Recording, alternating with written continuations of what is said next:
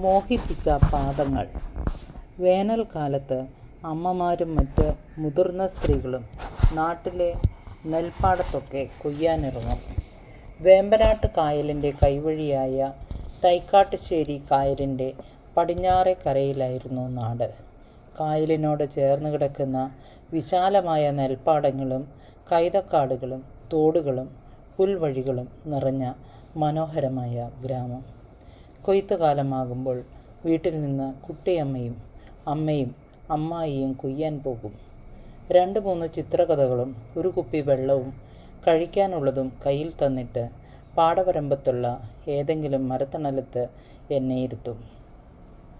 അമ്മമാരും ചേച്ചിമാരുമൊക്കെ മുട്ടപ്പം മുണ്ടുടുത്ത് ഷർട്ടും ബ്ലൗസുമൊക്കെ ഇട്ട് തലയിൽ തോർത്തും പ്ലാസ്റ്റിക് കൂടുമൊക്കെ പൊതിഞ്ഞ് പാടത്തേക്കിറങ്ങും. കത്തിയാളുന്ന വെയിലത്ത് പല നിറങ്ങളിലുള്ള മങ്ങിയ കുപ്പായങ്ങളണിഞ്ഞ് അവർ കൊയ്യും. ഇടയ്ക്ക് നേർത്ത ശബ്ദത്തിൽ കാറ്റിനൊപ്പം അവരുടെ ഞാറ്റുപാട്ട് ഒഴുകി എന്നിലെത്തും. പാടത്തിൻ്റെ ഒരറ്റത്ത് നിന്ന് അമ്മ ഇടയ്ക്കിടെ എന്നെ എത്തി നോക്കുന്നത് കാണാമായിരുന്നു. ചിത്രകഥകൾ വായിച്ചും ഞാറ്റുപാട്ടുകൾ കേട്ടും നെൽച്ചെടികൾക്കിടയിലെ വെള്ളത്തിലൂടെ പരൽ മീൻപറ്റങ്ങൾ പോകുന്നതും നോക്കി ഞാനിരിക്കും. കൊയ്ത്തുകാലമാകുമ്പോൾ അവിടമാകെ പ്രത്യേക മണമാണ്. ചെറുമണ്ണിൻ്റെയും കറ്റയുടെയും മണം. പാടവരമ്പത്ത് നിറയെ കുളക്കോഴികളും ആറ്റക്കിളികളും ഇടം പിടിച്ചിട്ടുണ്ടാകും. പാടത്തിൻ്റെ കരയിൽ അങ്ങിങ്ങായി കൈതക്കാടുകൾ കാണാം. കൈത പൂത്ത മണം അവിടമാകെ പരക്കും. കൈതക്കാടിനോട് ചേർന്ന് ഒരു കടമ്പ് മരമുണ്ട്.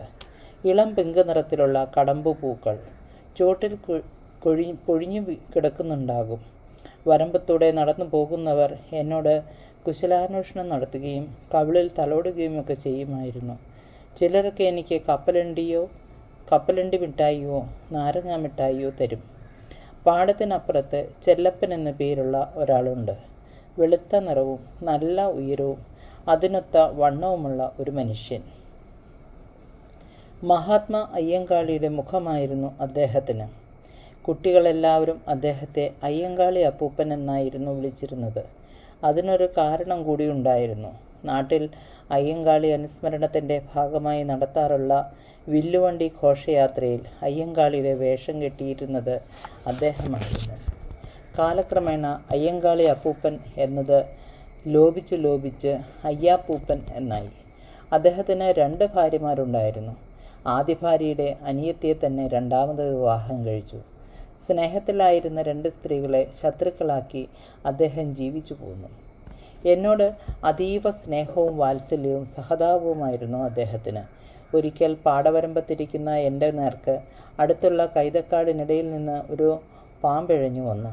എഴുന്നേറ്റ് ഓടാനാകാതെ പേടിച്ചലറി ഇരുന്നിടത്തു നിന്നും പിന്നിലേക്ക് നീങ്ങിക്കൊണ്ട് അലറിക്കറിഞ്ഞ് എന്നെ എവിടെ നിന്നോ ഓടി വന്ന് എടുത്തു മാറ്റിയത് അയ്യാപ്പൂപ്പനായിരുന്നു. കരച്ചിൽ കേട്ട് അമ്മയും കുട്ടിയമ്മയും ഓടി വരുമ്പോൾ അദ്ദേഹത്തിൻ്റെ കൈകളിലിരുന്ന് പേടിച്ച് വിറയ്ക്കുന്ന എന്നെയാണ് അവർ കണ്ടത്. പാമ്പിനെ കണ്ട് പേടിച്ച ശേഷം അമ്മ എന്നെ നെൽപ്പാടത്തിന് അഭിമുഖമായുള്ള കൊച്ചുകുട്ടമ്മാഷിൻ്റെ വലിയ വീടിൻ്റെ വരാന്തയുടെ ഒരറ്റത്താണ് ഇരുത്താറ്. പാടത്തിൻ്റെ ഏത് ഭാഗത്തു നിന്ന് നോക്കിയാലും എനിക്ക് അമ്മയ്ക്ക് എന്നെയും കാണാമായിരുന്നു. നാട്ടിലെ പ്രമാണിയായിരുന്നു കൊച്ചുകുട്ടൻ മാഷ്. കണ്ണെത്താതെ കിടക്കുന്ന നെൽപ്പാടത്തിനുടമ മാഷായിരുന്നു. സ്കൂൾ മാഷും നാട്ടിലെ കമ്മ്യൂണിസ്റ്റ് പ്രസ്ഥാനത്തിൻ്റെ സജീവ പ്രവർത്തകനും കൂടിയായിരുന്നു അദ്ദേഹം. ശുഭ്രവസ്ത്രധാരിയായി ചെങ്കടിയും കയ്യിലേന്തി മാഷ് നയിച്ച മുദ്രാവാക്യങ്ങളാൽ മുഖരിതമായ ഒരു ചുവപ്പ് ജാഥയ്ക്ക് മുന്നിലായാണ് ഞാൻ സഖാവ് ഗൗരിയമ്മയെ ആദ്യമായി കാണുന്നത്. കറുത്ത് വീതിയേറിയ ഫ്രെയിമുള്ള കണ്ണടകൾക്കുള്ളിലൂടെ അവരുടെ കണ്ണുകളിലെ തീക്ഷ്ണതയും വിപ്ലവവീര്യവും ഒരിക്കൽ കണ്ടു. സഖാവ് ഗൗരിയമ്മയ്ക്കും VS-നും മറ്റ് പ്രമുഖ നേതാക്കൾക്കും ഒപ്പമുള്ള നിരവധി ഫോട്ടോകൾ അവരുടെ വലിയ വീടിൻ്റെ ചുമരുകളിൽ നിറഞ്ഞിരുന്നു. കമ്മ്യൂണിസ്റ്റ് മാനിഫെസ്റ്റോയ്ക്കും മൂലധനത്തിനുമൊപ്പം ഭഗവത്ഗീതയും രാമായണവും വീട്ടിലെ ചില്ലലമരയിൽ കണ്ടിട്ടുണ്ട്.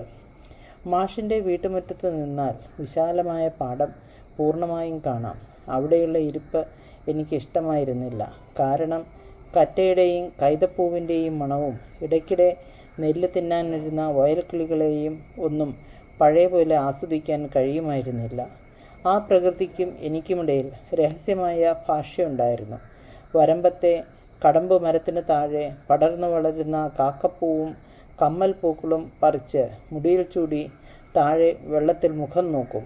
നെൽച്ചെടികൾക്കിടയിലൂടെ നിരന്ന് നീന്തുന്ന പരൽമീൻ പറ്റങ്ങൾ പോണപോക്കിൽ എത്തി നോക്കും. ആകാശത്ത് വട്ടമിട്ട് പറക്കുന്ന ആറ്റക്കിളികൾ ഇടയ്ക്കിടെ പേര് വിളിക്കുന്നതായി തോന്നും. മുഖമുയർത്തി അവയെ നോക്കി ചിരിക്കും. സ്വപ്നങ്ങൾക്ക് മുകളിൽ സ്വപ്നങ്ങളെ കെട്ടിയുയർത്തി മറ്റൊരു ലോകത്തെന്ന പോലെ ഏറെ നേരം ഇരിക്കുമായിരുന്നു. ചിത്രകഥകൾ വായിച്ചു മടുക്കുമ്പോൾ ചോറ്റുപാത്രം തുറന്ന് അമ്മ ഉണ്ടാക്കി വെച്ചിരിക്കുന്ന അടയോ അവല് നനച്ചതോ തിന്നുകൊണ്ട് ആകാശം നോക്കിയിരിക്കും. പല രൂപത്തിലുള്ള മേഘങ്ങളുടെ സഞ്ചാരങ്ങൾ നോക്കി സമയം നീളും. മേഘക്കെട്ടുകൾ പൂന്തോട്ടങ്ങളാകുന്നതും കുതിരകളാകുന്നതും മുയൽ കുഞ്ഞുങ്ങളാകുന്നതും കാണാമായിരുന്നു. അവയ്ക്കിടയിലേക്ക് ഒരു സ്വപ്നത്തിലെന്ന പോലെ കയറി ചെല്ലുമ്പോൾ ഒരു വെള്ളിമേഘം വന്ന് പൊതിയുന്നത് പോലെ തോന്നും. മാഷിൻ്റെ വീട്ടുവളപ്പിൽ നിന്നും ഏതെങ്കിലും ഒരു കോഴിയുടെയോ കാക്കയുടെയോ ശബ്ദം കേൾക്കുമ്പോഴാകും ആ കാഴ്ചയിൽ നിന്ന് ഉണരുന്നത്. വൈകിട്ട് കൊയ്ത്തു കഴിഞ്ഞ് കയറി വരുന്ന കുട്ടിയമ്മയുടെ കയ്യിൽ നിറയെ ആമ്പൽ കിഴങ്ങുകളുണ്ടാകുമായിരുന്നു. എനിക്കത് വലിയ ഇഷ്ടമാണ്. കിഴങ്ങിന് മുകളിൽ പുരണ്ടിരിക്കുന്ന ചെളി നന്നായി കഴുകിക്കളഞ്ഞ് തൊലി ചെത്തിയെടുക്കുമ്പോൾ പാലിൻ്റെ നിറമാണ്. അത് ഉപ്പും മഞ്ഞളുമിട്ട് പുഴുങ്ങി ഉടച്ച് ഞണ്ടോ ചെമ്മീനോ ഇട്ട് തേങ്ങയും ജീരകവും ചുവന്ന മുളകും വറുത്ത് കല്ലിൽ അരച്ച് കടുക് താളിച്ച് കുഴച്ചെടുക്കും. അതിൻ്റെ രുചി പറഞ്ഞറിയിക്കാൻ പറ്റാത്തതാണ്. കുട്ടിയമ്മ ഉണ്ടാക്കുന്ന ഭക്ഷണം അത്ര രുചിയേറിയതായിരുന്നു. പള്ളത്തിയും കരിമീനുമൊക്കെ കുടംപുളിയിട്ട് മുളകിൽ പൊള്ളിച്ച മണം മതി ഒരു കിണ്ണം ചോറ് തിന്നാൻ എന്ന് ഒരു നാട്ടുപറച്ചിലുണ്ട്.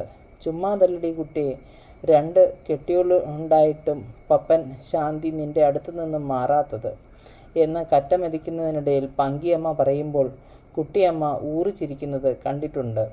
കൊയ്ത കറ്റ കൂട്ടിവെക്കുന്നതും മെതിക്കുന്നതും കൊച്ചുകുട്ടൻ മാഷിൻ്റെ വീട്ടിലായിരുന്നു.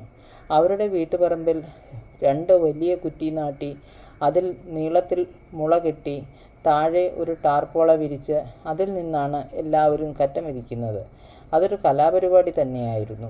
നെൽക്കറ്റകൾ കാലിന് ചോട്ടിലിട്ട് ചവിട്ടിക്കുഴച്ച് നെല്ലിനെ വേർപെടുത്തുന്നത് രസമുള്ള കാഴ്ച തന്നെയാണ്. കറ്റ മെതിക്കുന്നതിനിടെ വസുമതിയമ്മ ഈണത്തിൽ പാടും: പൊന്നാരി വാളമ്പിളിയിൽ കണ്ണെറിയുന്നോളെ, ആ മരത്തിൻ പൂന്തണലിൽ വാടി നിൽക്കുന്നോളെ എന്ന് പാടിത്തുടങ്ങുമ്പോൾ കാൽവെള്ളകൾക്കിടയിൽ കറ്റ ഞെരിഞ്ഞമരുന്ന ശബ്ദമല്ലാതെ മറ്റൊന്നും കേൾക്കില്ല. അത്ര മനോഹരമായിരുന്നു അവരുടെ പാട്ട്.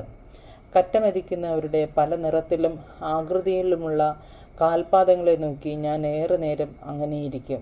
ചിലരുടെ പരന്ന പാദങ്ങൾ, മറ്റു ചിലരുടേത് ഉള്ളിലേക്ക് കുഴിഞ്ഞവ, നീളം കുറഞ്ഞവ, നീളം കൂടിയവ, അങ്ങനെ.